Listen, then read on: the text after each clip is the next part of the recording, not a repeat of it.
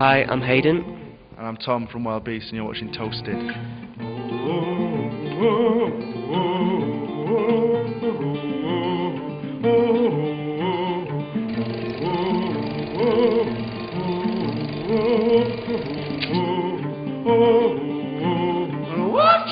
Watch me! Love the ball. My heart, my hand, and everything I own. Welcome to Amsterdam. I've got your new album here, Two Dances. I really, really like it. It's a really good album. What did you expect of it? Because the reviews are really positive. I think, you've got to believe that what you're releasing is worth hearing, and, I think in that way, we sort of don't expect, but you always sort of hope for a good response, I think we learned very quickly that in this, being a musician, that you have to stand by what you do 100%, and you have to have a reason and be completely sure about everything, because you will be questioned on it. So in that sense, we were comfortable with having people judge it, because we felt it was worthy, And we are the boys. When you shine your shoes, we've seen them all. We've chosen you. You had quite a tough time recording it. It seemed quite lonely with 5 platinum albums of The Darkness on the wall. Can you tell me a little bit about how you recorded and what it was like? I mean, I think when we go to these, we've been to a big studio before in Sweden. There was all the Cardigans and Franz Ferdinand platinum discs on the wall.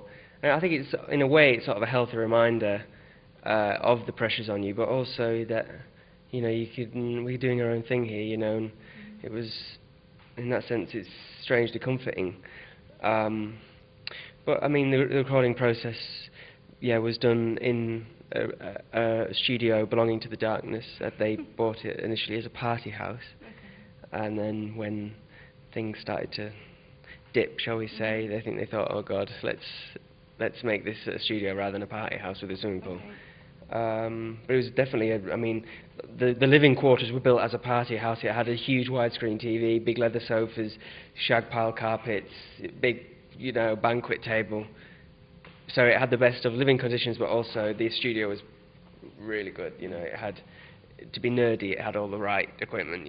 But in a sense, we could have made the record anywhere. It didn't matter. That's sort of secondary. The fact that we're doing it. And I know we'll find your limit. Girls some roadie, girls some shifting, girls some house low, girls some whipping. Your candid queen, let me show my darling what I mean. This album sounds much more like a pop record compared to the first album, which was more a bit theatrical. Is that a conscious decision? Yeah, I mean, I think we base ourselves on pop in terms of we work very hard to break down the ideas into, bite-sized portions that, we can make our point in 4 minutes. Basically, is the fundamental requirement, and I think it's quite it's a hard thing to do, to simplify big ideas, and maybe we just got a bit better at it. Oh, watch me!